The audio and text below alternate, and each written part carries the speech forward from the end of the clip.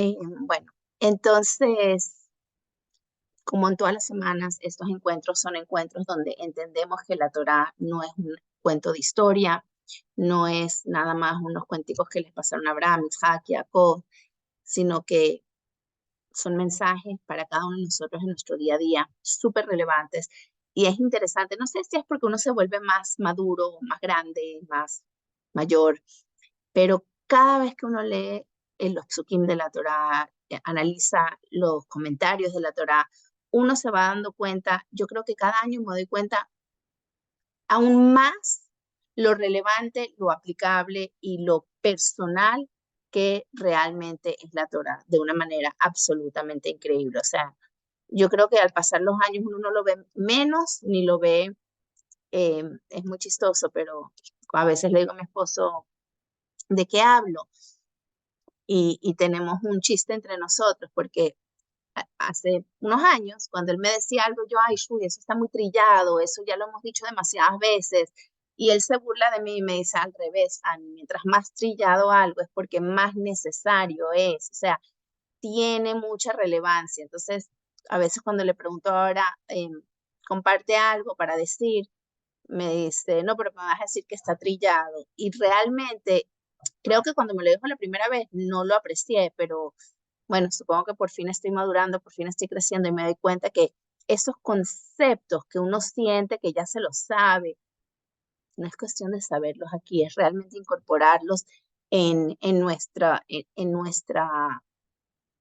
rutina, en nuestra actitud, en nuestra forma de conducirnos y de reaccionar ante todo. Entonces, bueno, como todos saben, eh, trilladamente, la parashá de hoy, en súper corto, de esta semana, es Jacob vuelve a Israel después de 20 años de estar en Harán y vienen y le avisan que Esaú viene con 400 hombres en su contra y Jacob utiliza el three method approach, o sea, se prepara de tres maneras para encontrarse con Jacob. Primeramente, le envía un montón de regalos, inclusive cuando lo ve, lo trata de mi amo, Adoní, o sea, con mucho, mucho respeto, inclusive en su forma de hablar pareciera que le da autoridad sobre él, pero a la misma vez se prepara para la guerra y a la misma vez reza. Esas son sus tres aproximaciones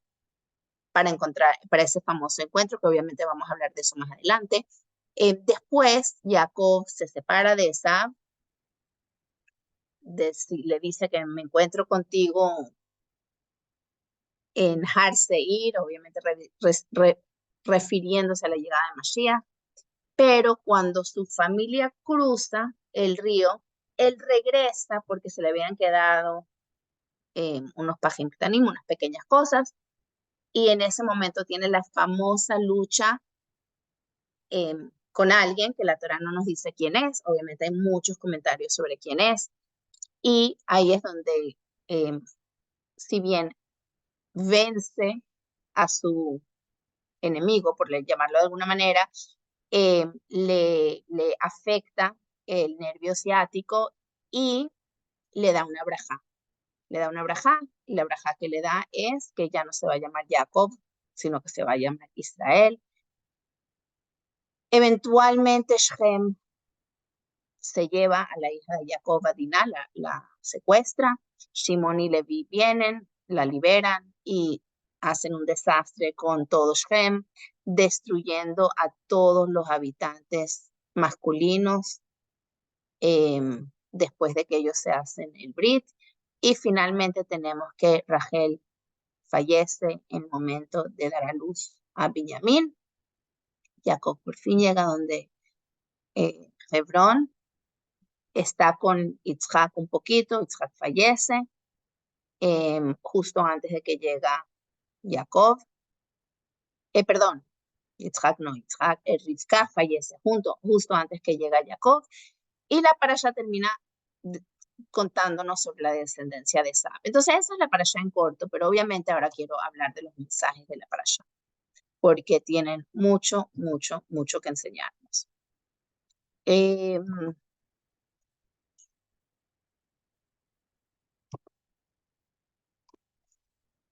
Entonces, ¿por dónde vamos a empezar? Vamos a empezar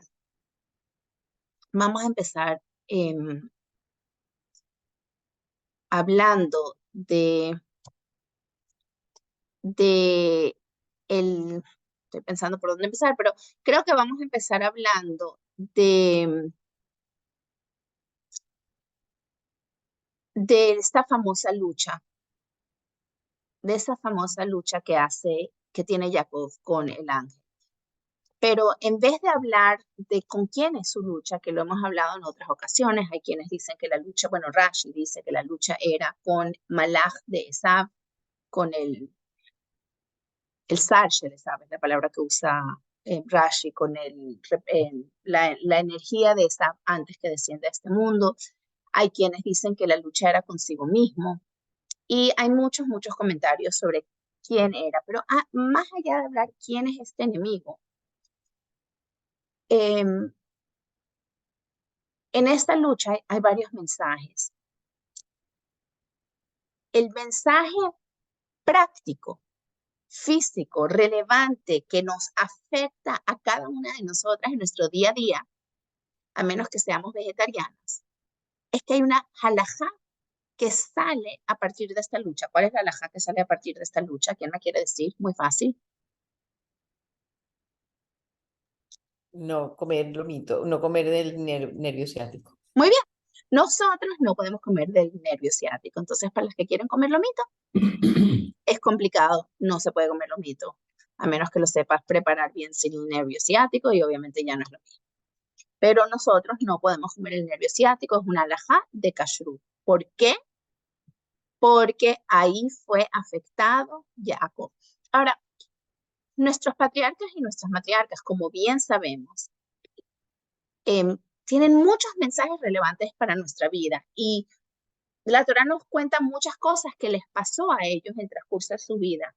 Sin embargo, los mensajes de los Abot y las Imaot generalmente son mensajes para nuestra vida emocional, espiritual. Aprendemos de Abraham Gesed y aprendemos de Yitzhak Geburah, inclusive de Jacob Tiferet, y aprendemos de Sarah Tzniut, y aprendemos, o sea, aprendemos muchas cosas de ellos en nuestra perspectiva de vida judía.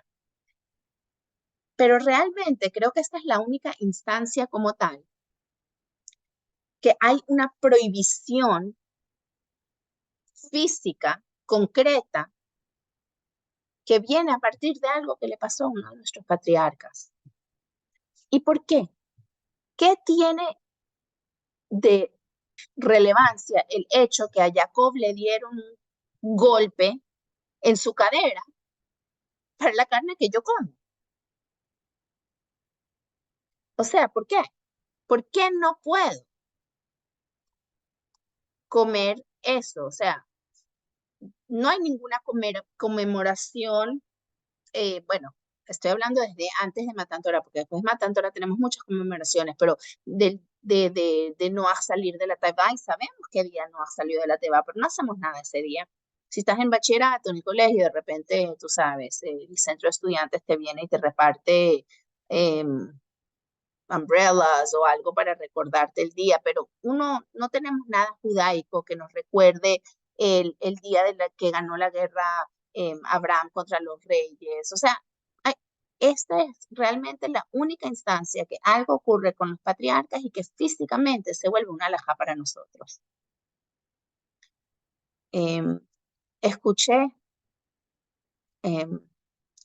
unas palabras muy bonitas que me gustaron, que no lo había escuchado antes, que el Baal Shem Tov dice, que nunca lo había escuchado antes, que halajá son las iniciales de una frase en Teilim que es Horiu Hashem Kol Haaretz.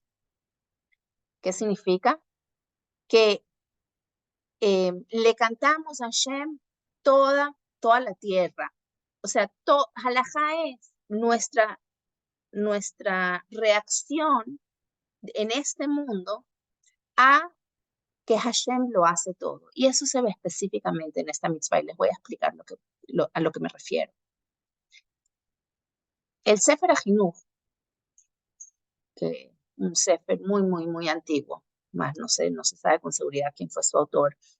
Em, Tiene una lista de las 613 mitzvot, y no solo una lista de las 613 mitzvot, sino que les da una pequeña como que explicación, origen de dónde viene esta mitzvah. Y cuando viene a la mitzvah del Gid Hanasheh, de la prohibición de comer esto, dice que el origen de esta mitzvah y la explicación de esta mitzvah es que a través de la historia, Bejol Dorvador, como hemos dicho tanto últimamente, eh, Bnei Israel se va a encontrar en la oscuridad como lo estaba Jacob.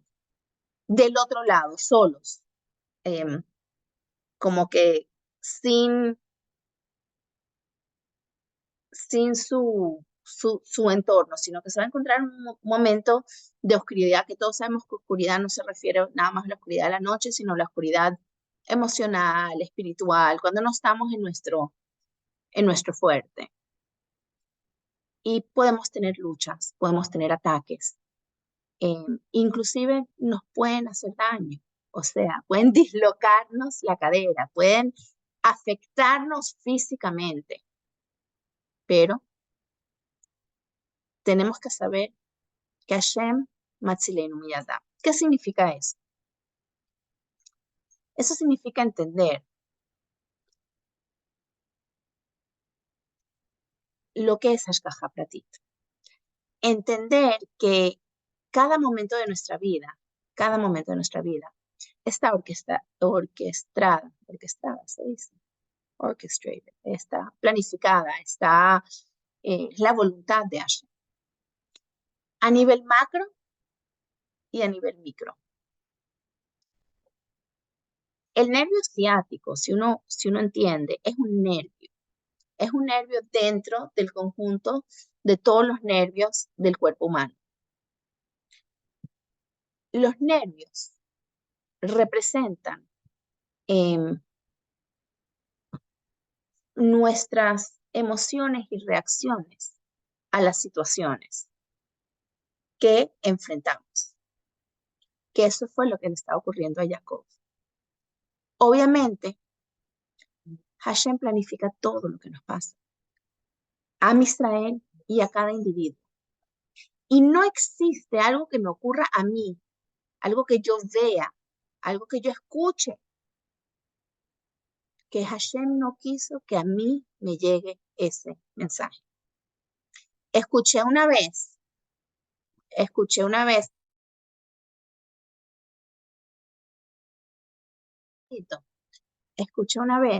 que uno de los deseos que nosotros, Bnei Israel, hacemos el uno al otro es Mazal Tov.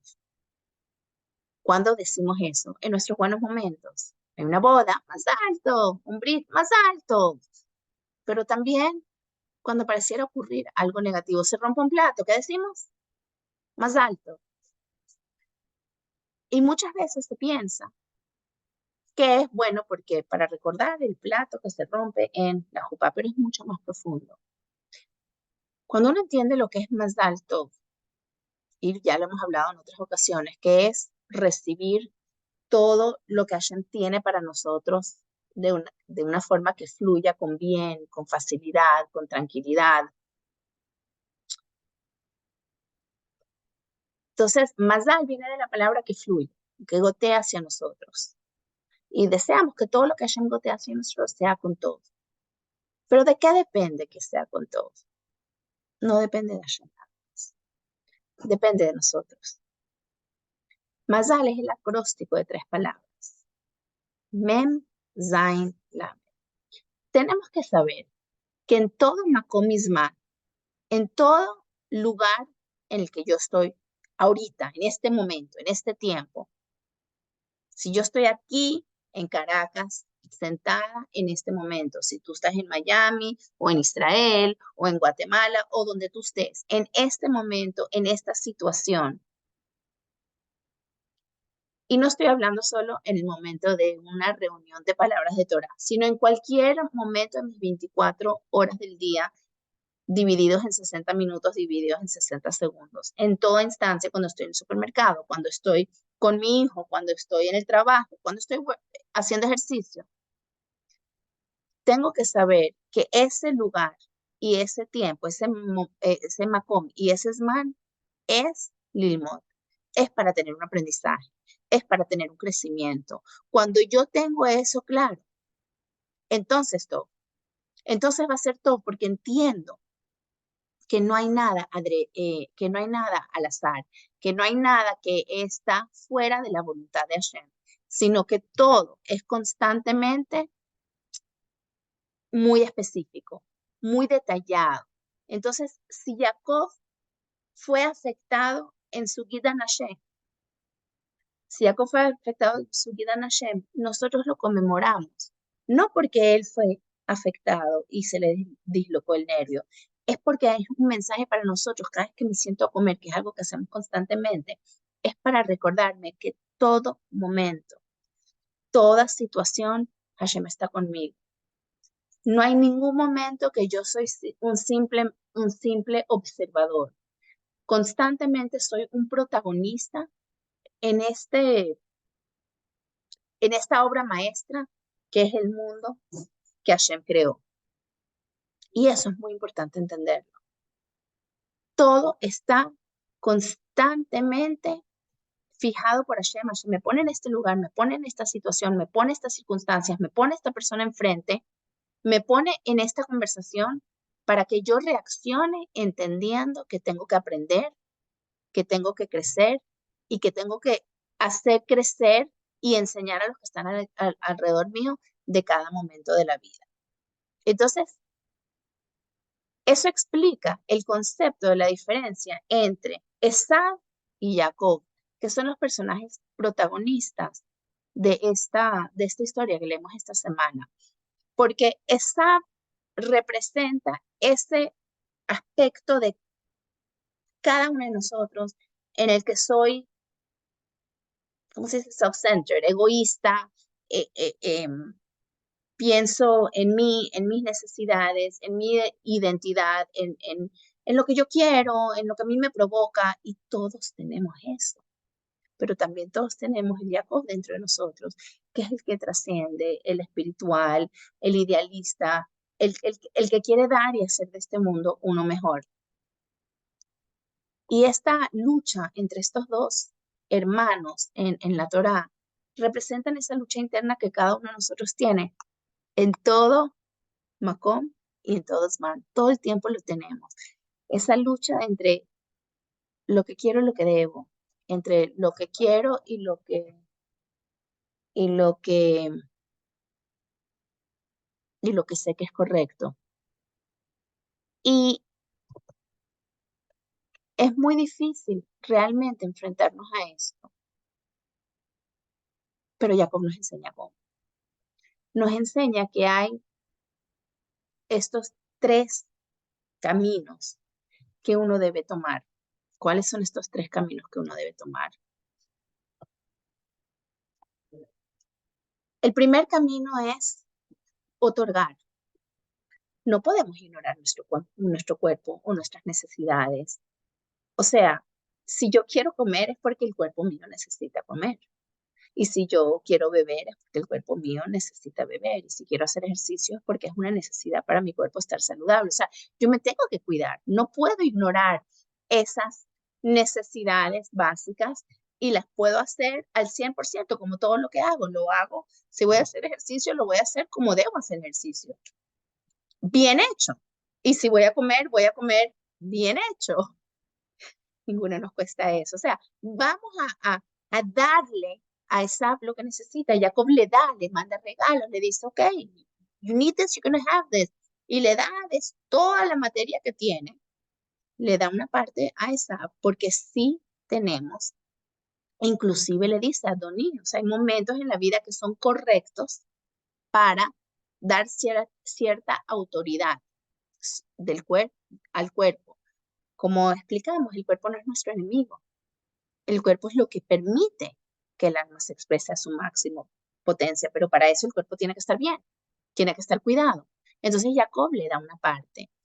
Pero ¿cómo se asegura Jacob de que sea la parte correcta, que lo haga bien, que no sea que no se vuelva egoísta y materialista de una forma, em, como decimos, pasada a la raya. Y ahí es donde vienen las otras dos partes. Primero, rezar todas las mañanas. Antes de cuidar mi cuerpo, le hablo a Dios y me conecto con Hashem y le pido que mi día sea un día correcto.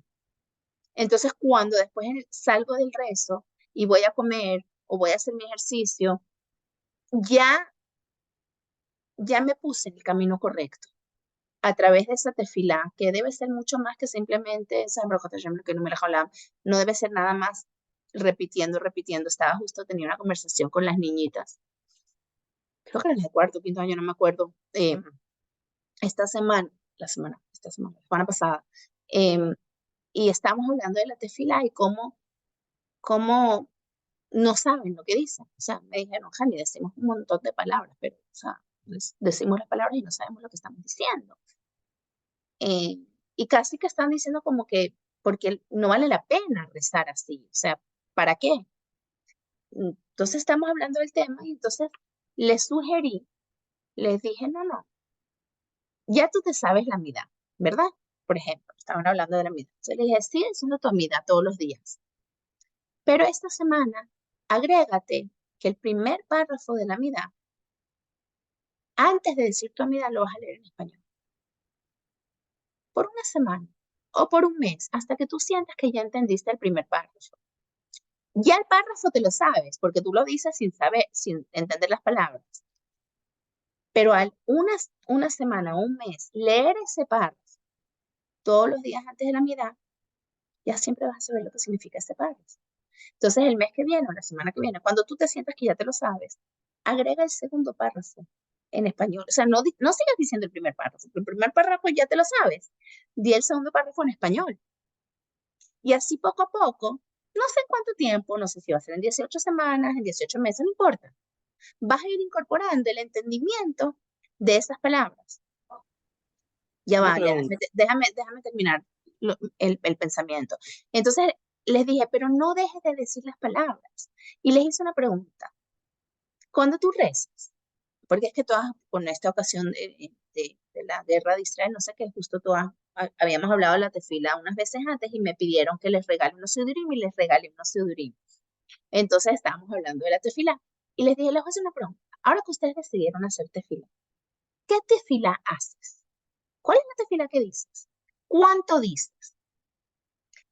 Y a la conclusión que llegamos fue que ellas dicen lo que se les enseñó de niñas a decir. Lo entiendan, no lo entiendan, esas son las palabras que cuando abren el sidur, lo que están acostumbradas a decir en primaria, eso es lo que dicen el resto de su vida. Les dije, imagínense, lo importante que es lo que te inculcaron, porque tú ahorita ya estás graduada, ahora me acordé qué grupo era un grupo que ya está graduado, no está ni en cuarto ni quinto año, sino un grupo que ya se graduó creo que hace 2 años. ¿Qué sigues diciendo? Lo que te enseñaron en primaria. Si te hubieran enseñado menos, dirías menos. Si te hubieran enseñado más, dirías más. Ahora no significa que uno que no le enseñaron no puede aprender a rezar. Tampoco significa que uno que sí le enseñaron no pueda rezar más. Pero en la naturaleza humana es decir lo que ya sabe. Y por eso es tan importante ir agregando, agregando, agregándole a que tenías una pregunta, perdón. Leita, tenías una pregunta.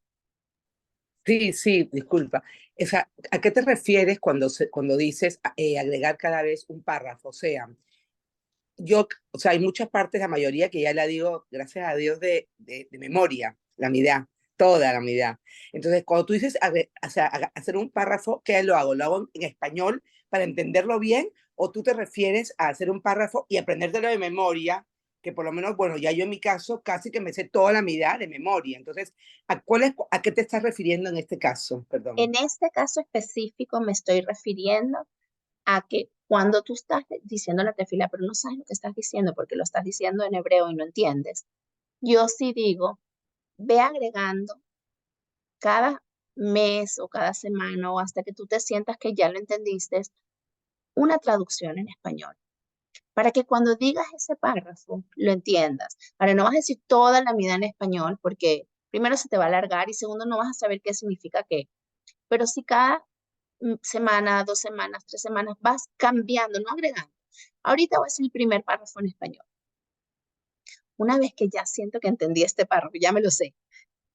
O sea, ya entiendo lo que dice este párrafo, aunque no sea palabra por palabra. Y dejo de decir el primer párrafo en español y voy diciendo el segundo. Y así poquito a poco voy entendiendo la tefilá. Cuando ya me sé las tefilot, que ya estoy diciendo que de repente alguien solo dice la mitad. Hay una niña que viene a los shurim, que no fue al colegio en primaria, no fue a hebraica en primaria. Y fue a un colegio que no era judío. Entonces ella dice, yo no me sé, yo no estudié la tefilá, yo solo digo la midá, es lo único que ella dice.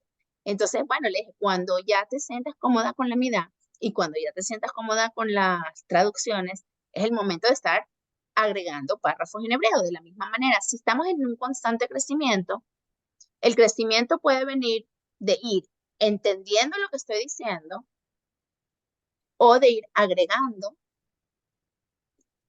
a lo que ya digo y no quedarme solo en lo que ya me sé. ¿Ok?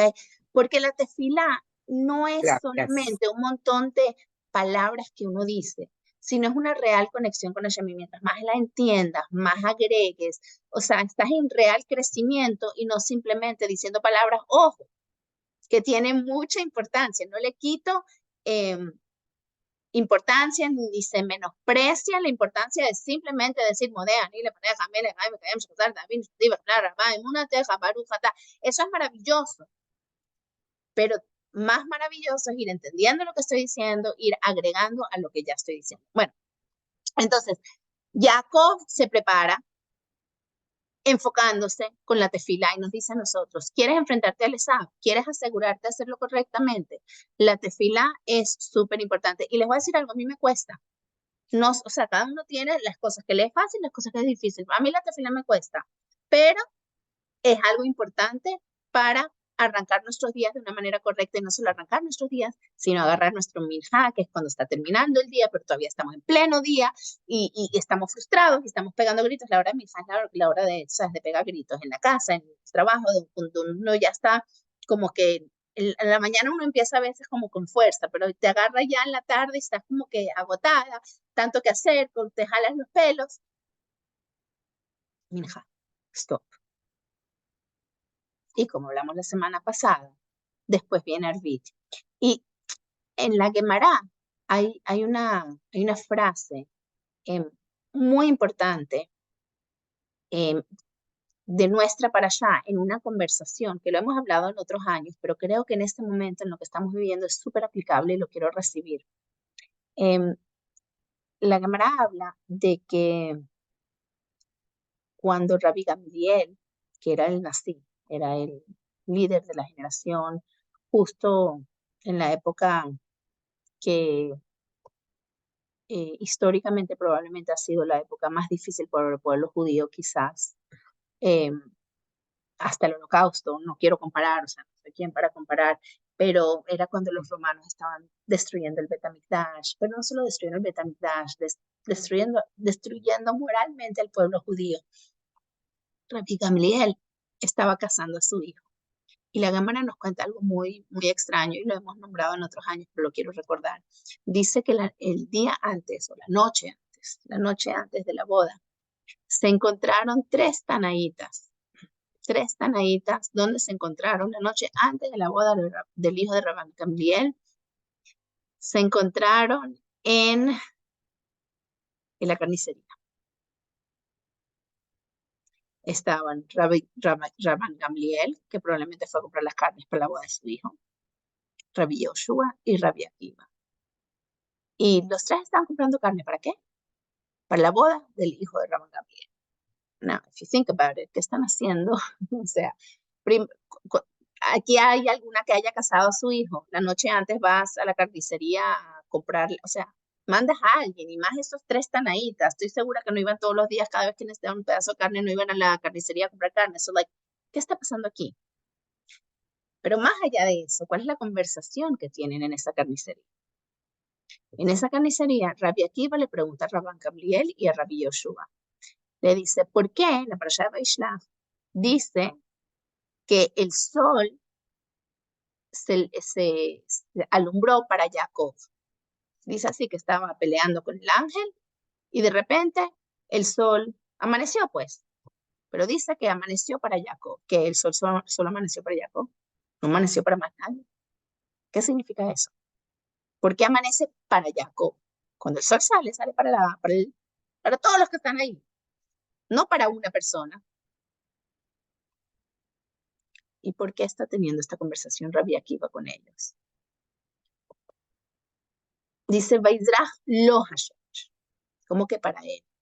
Y Rabbi Yitzhak, en la Gemara, que no está presente en esa conversación, explica que 2 decenas de años antes, cuando Jacob estaba camino a Harán, la semana pasada, que decimos, Vaifgab Makom Kibah Hashemesh, que Jacob se encontró en el lugar y se tuvo que acostar a dormir porque oscureció, y todo el cuento que protegió sus cabezas con las piedras y todo eso que hablamos la semana pasada. Entonces, Rabbi Yitzhak dice, ese día, cuando él estaba camino a Harán, oscureció más temprano. Entonces, ahora, 20 años más tarde, está regresando a Israel, amanece más temprano para compensar. ¿Qué tipo de respuesta es eso? ¿Por qué están hablando? ¿Por qué están comprando carne? ¿Y por qué están hablando de cuando se pone el sol, cuando sale el sol? O sea, ¿qué tipo de conversación es esta? Pero si entendemos la situación que estaban viviendo en ese momento, una situación trágica, una situación terrible, Bnei Israel se sentían por el piso. Es más, ¿se acuerdan que en Shemot la Torah nos cuenta que Bnei Israel, cuando salió el decreto de Paró de matar a todos los varones que nazcan y lanzarlos al río, Abraham decidió separarse de su esposa y no tener más hijos. Y todo el pueblo le siguió los pasos a este gran líder, separándose de sus esposas. Porque decían, ¿para qué vamos a traer niños al mundo? Para que los lancen al Nilo. Y Miriam los regañó y le dijo a Abraham, tú eres peor que Paró. Tú ni siquiera permites el nacimiento de las niñas. Paró solo decretó contra los varones y tú estás decretando contra las niñas. Además, que no te preocupes, van a ser el redentor de Israel, un hombre, van a ser, se va a salvar, nos va a sacar de Egipto. Y como que lo puso en el contexto correcto a Abraham, y Abraham se dio cuenta que su hija tenía razón y hace una gran boda, una gran ceremonia, se vuelve a casar con Yocheved, todos los Yodim se vuelven a casar y efectivamente nace Moshe. Pues en este momento de la historia de Rabban Gamliel, muchos decían, ¿para qué vamos a casar a nuestros hijos? ¿Para qué vamos a construir hogares? Simplemente van a ser aniquilados. Los decretos eran contra todos, hombres, mujeres. Estamos viviendo históricamente un momento garrafal, terrible, terrible, terrible, terrible el sufrimiento de Israel en ese momento.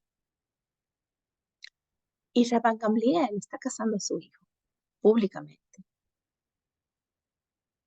Pero seguramente tenía esa lucha interna, ese Jacob Esab interno, like, am I doing the right thing? Debo estar casando a mi hijo, haciendo una gran boda, like, ¿para qué? Para que los vengan a torturar, o sea, ¿qué va a pasar ahora?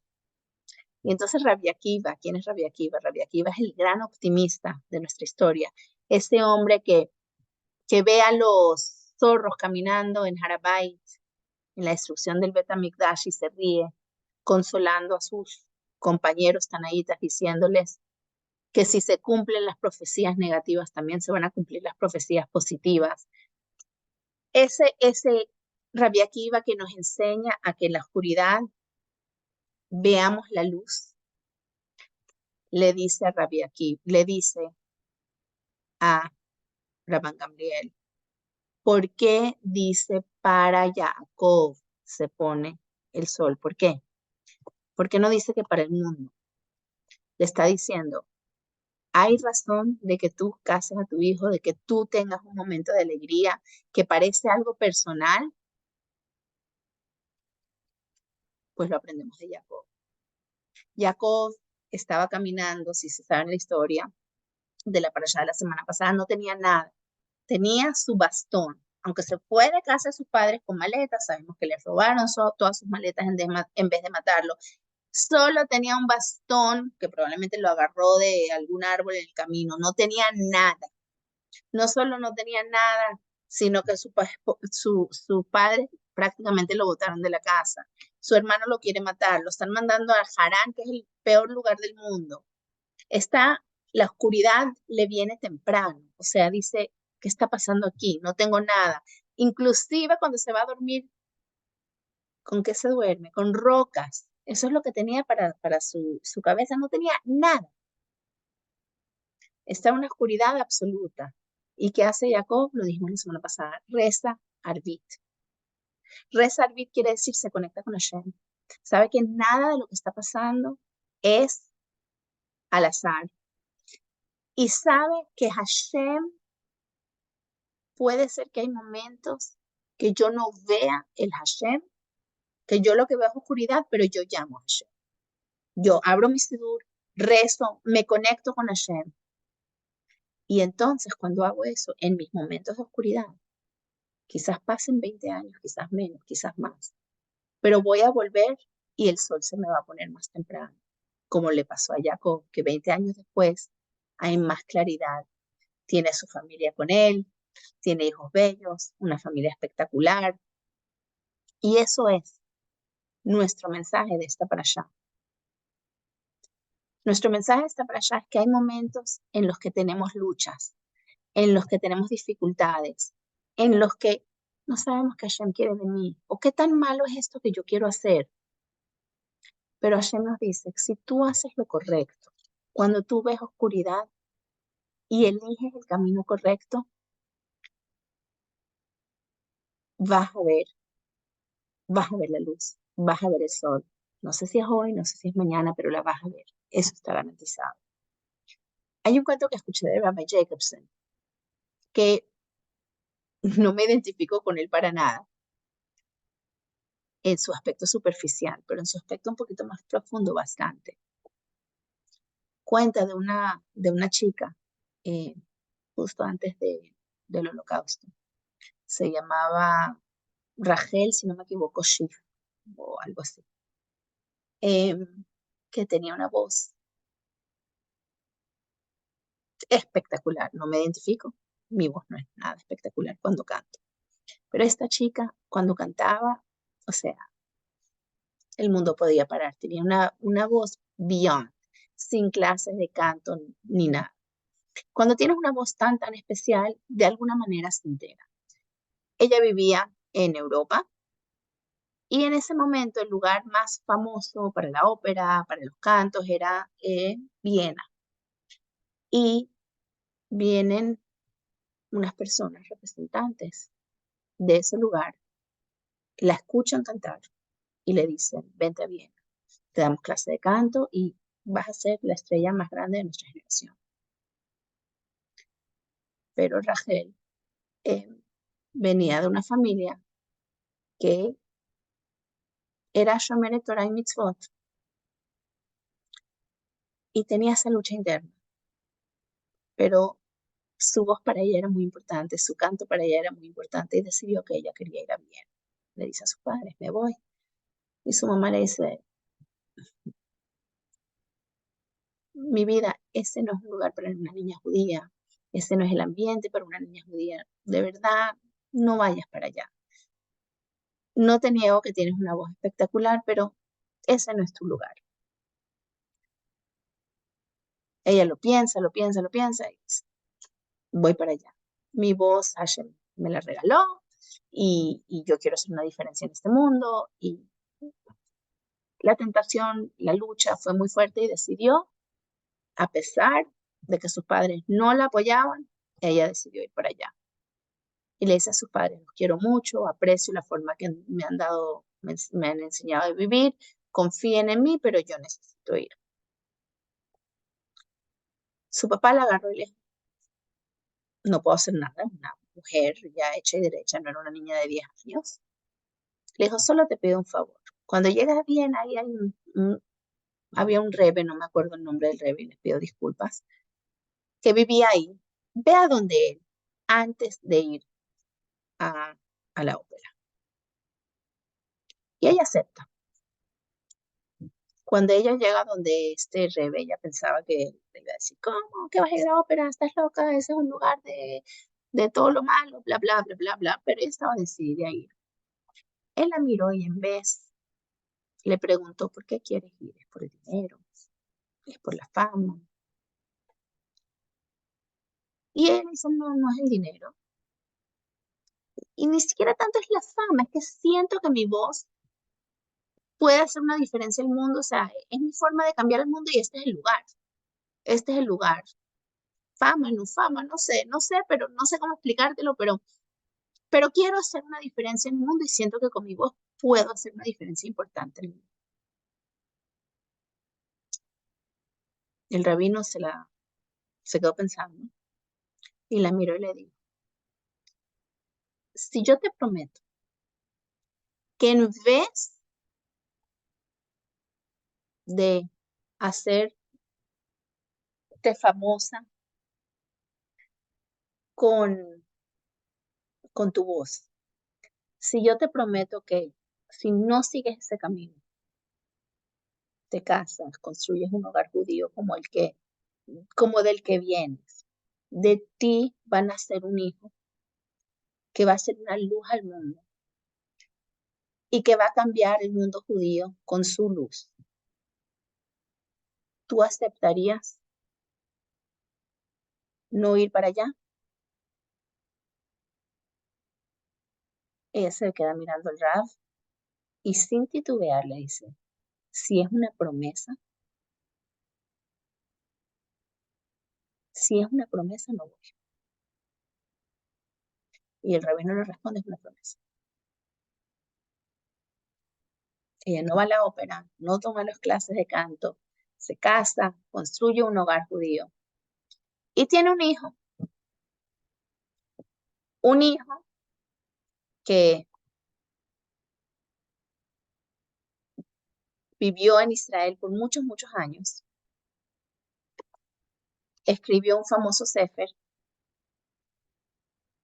que se llama Shevet HaLevi, falleció hace poquito, hace unos años, vivió 101 años. Y su libro Shevet HaLevi es un libro de Alajá, fueron las autoridades alágicas más importantes de nuestra generación y de la generación anterior. Un libro que cualquier rab que tiene que tomar decisiones alágicas, cualquier rab tiene este libro en su casa porque tiene mucha claridad, mucha explicación, muchas preguntas se le hicieron a este rab. Él vivía, como les dije, en Israel. Cuando falleció, miles de personas fueron a entierro reconociendo esa luz. Y cuando él ya estaba bastante mayor, una vez alguien le preguntó, ¿qué verdad ese mito que dicen sobre tu mamá, que cuando era joven iba a cantar en la ópera y que le prometieron que si no cantaba iba a tener un hijo como tú, es verdad? Y él le respondió a esta persona, no lo sé. Mi mamá nunca me dijo nada, mi papá nunca me dijo nada, no lo sé. Solo te puedo decir dos cosas. Cuando yo era chiquito y mi mamá cocinaba, cantaba. Y cantaba con las mujeres. Y lo otro que te puedo decir es que la última vez que la vi, porque él se fue y después estalló la guerra y más nunca vio a sus padres, pero dijo, la última vez que la vi fue cuando me fui a estudiar a la yeshiva. Yo era chiquito, joven. Y mi mamá, como cualquier mamá judía, me dijo, mi vida, te estoy mandando, estudia bien, aprovecha tu tiempo. ¿Sabes? Lo mismo que cualquier Yiddish mamá me le dice a su hijo cuando lo manda a la yeshiva. Y ella me dijo, porque yo he hecho mucho sacrificio para que tú vayas a la yeshiva y estudies bien. Si ese sacrificio es el sacrificio de cualquier mamá de mandar a su hijo a la yeshiva, I don't know. O si ella se refería a ese cuento que yo también he escuchado sobre ella, no lo sé, nunca le pude preguntar la veracidad. Pero el hecho es, como les dije, no me identifico con ese cuento porque no canto bien. No me identifico con ese cuento porque inclusive cuando mandamos a nuestros hijos, Baruch Hashem, vivimos en una generación donde entre el WhatsApp y los teléfonos y los aviones nos vemos.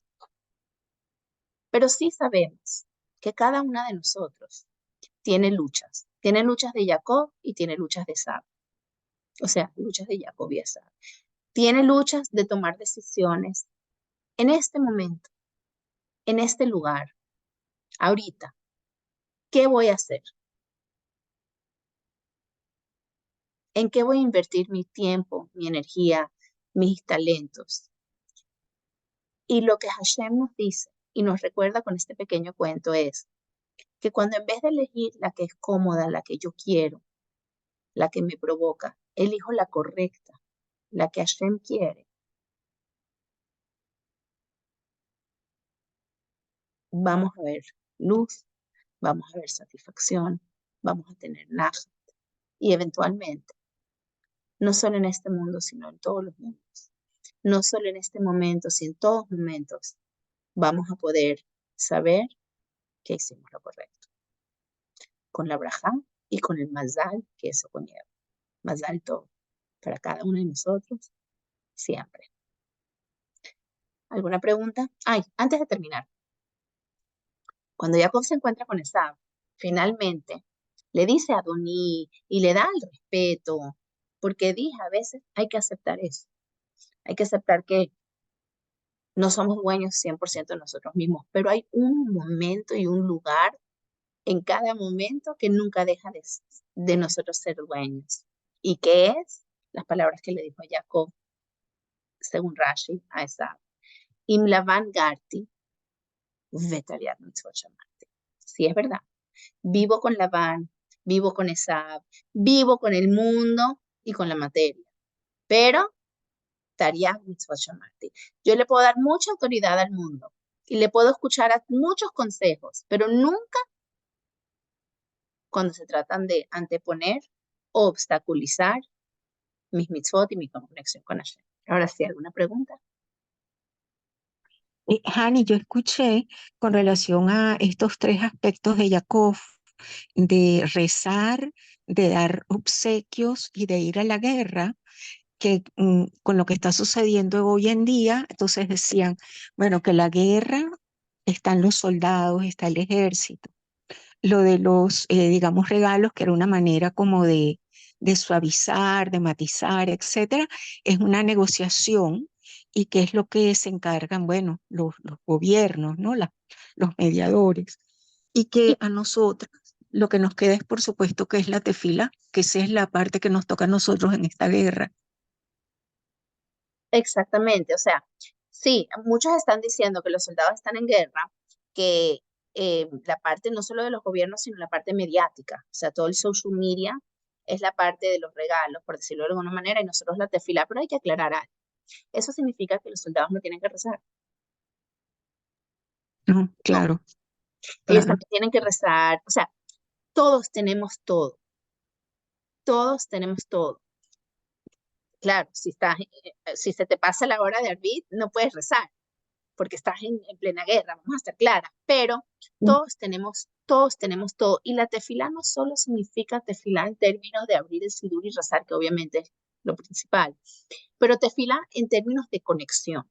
Tefilá significa conectarte con Hashem y esa conexión se ramifica, no solo dentro del sidur, sino en mi forma de actuar, en mi forma de hablar, en mi forma de reaccionar, en mi completo día, porque no estoy todo el día sentada rezando, Ujú. pero esa conexión afecta mi rutina completa, de la misma manera que se le afecta a los soldados de hacer las cosas de la manera más correcta, como sabemos que Israel hace. Ay, gracias, Ani. ¿Alguna otra comentario, pregunta? Bueno, me encantó compartir con ustedes, que ya esta guerra se acabe de una vez y por todas y que la conexión sea absoluta con Hashem, con todo Amén. el mundo, con la paz y con la llegada de Mashiach. Y Amén, amén. nunca sabemos cuál de nosotras puede ser la Puede que ser esté, la que esté. ¿Puede ser la Amén. que esté? ¿cómo se dice? Teptesqueo. ¿Cómo? Disculpa, Ani, ¿puede ser la que qué? ¿Cualquiera de nosotras? El mundo es una balanza, dice Rambam, y cada ser humano tiene que pensar, cada judío tiene que pensar que mi acción es la que va a, Ah, no sé cómo se dice teptesqueo, pero hacer el cambio. y es hacer el cambio. Gracias. Ay, Cambiar, gracias. cambiar, Gracias a ti. cambiar el Cambiar. veredicto. Cambiar. Cambiar. Ah, perfecto. O sea que por ser, claro, es obvio, de acuerdo a lo último que dijiste, tenemos que tener un comportamiento de acuerdo a nuestra tefilá y a lo que se necesita, lo que se necesita para que llegue ya la Geola. Inclina la balanza. Ah, Inclina la balanza. Gracias. ok, excelente. Gracias, Muchas Ani. gracias. Excelente. Besitos. Gracias, Chao. Ani. Gracias. Chao. Gracias. Me encantó tu shiur, Hani. Thank you, Han. Gracias. Mua.